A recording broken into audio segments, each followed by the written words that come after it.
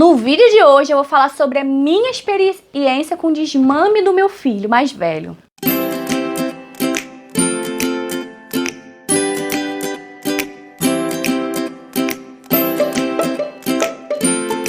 Olha, mãe, eu sou mãe de dois, né? Um bebê de 1 ano e 5 meses e um bebê que tá sendo formado aqui na minha barriga, que tem 15 semanas. E no vídeo de hoje eu vou falar um pouco, comentei no Instagram que eu tinha desmamado meu filho, né?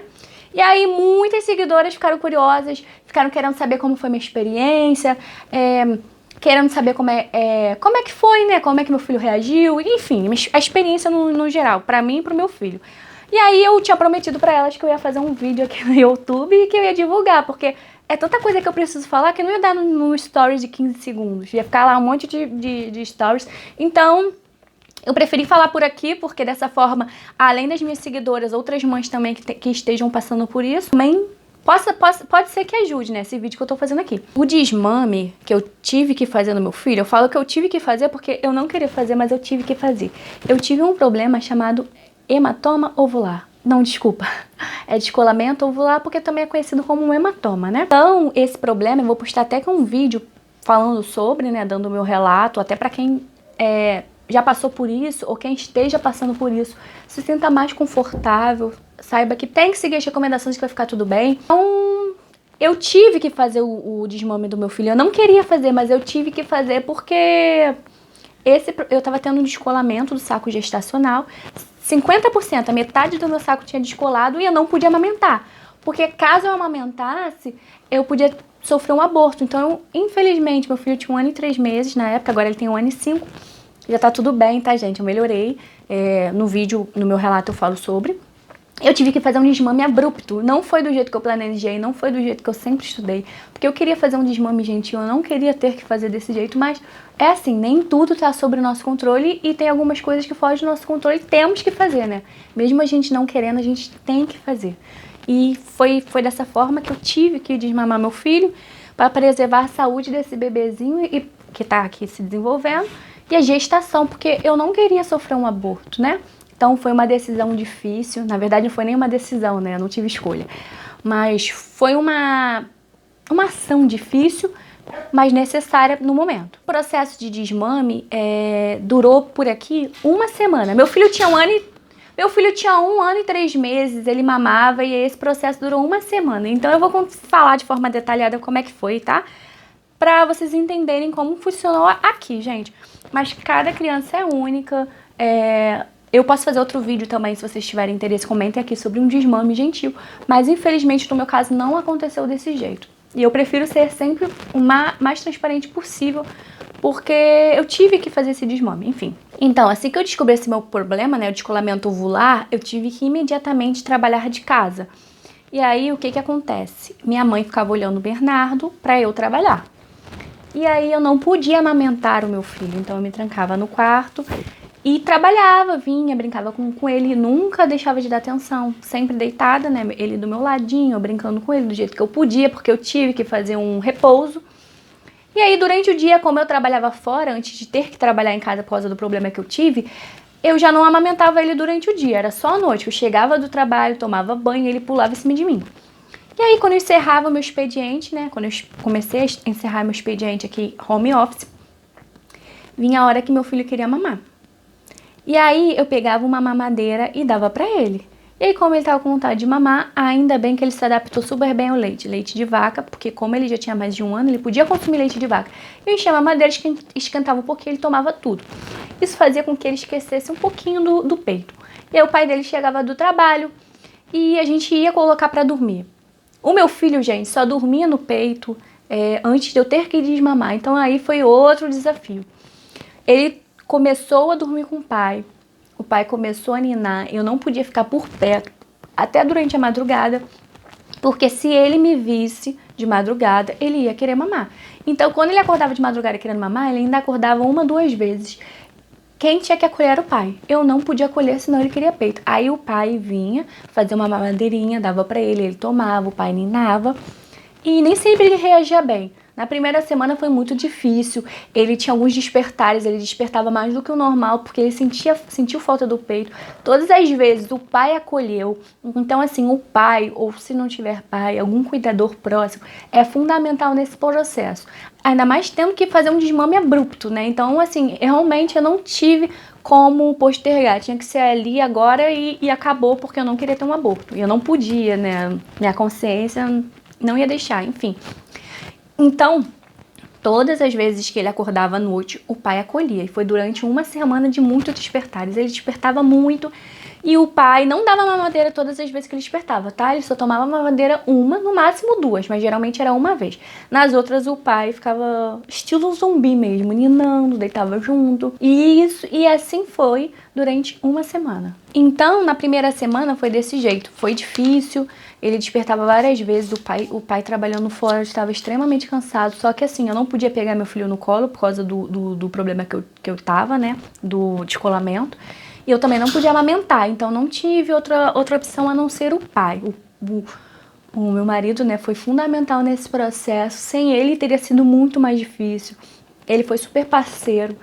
E, assim, grande parte do sucesso dessa ação, né, desse processo, foi por parte dele, que estava ali o tempo todo de madrugada. Porque se eu aparecesse, gente, eu já tentei aparecer, só que ele chorava, gritava, queria mamar. Era muito difícil ter que negar, sabe? Mamar pro filho, porque você realmente não podia amamentar. Então, teve que ser dessa forma, teve que ser com o pai. Durante o dia, eu era o máximo possível presente. Brincava com ele, acolhia da forma que eu podia no momento. Fora isso, era com o pai. E aí, após 15 dias, ele passou a dormir a noite toda. Até então, meu filho nunca dormia a noite toda. Até quando ele tava mamando no peito, ele acordava uma, duas vezes pra mamar. E aí veio esse processo aí turbulento do desmame, que ele despertava várias vezes, chorando. Enfim, o pai acolhia. E aí, depois de 15 dias do desmame, ele passou a dormir a noite toda.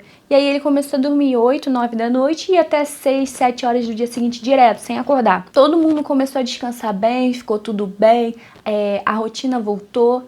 Então, basicamente foi isso, gente. Na primeira semana, vários despertares. Até ele se acostumar, ele mamava uma, duas vezes. Na segunda semana, ele passava a despertar uma, duas, igual ele despertava quando mamava no peito. E aí o pai passava a dar uma, duas mamadeiras e depois de 14, 15 dias, após o desmame, ele começou a dormir a noite toda. E aí ele só acorda no dia seguinte. E agora eu vou falar um pouco sobre o meu peito.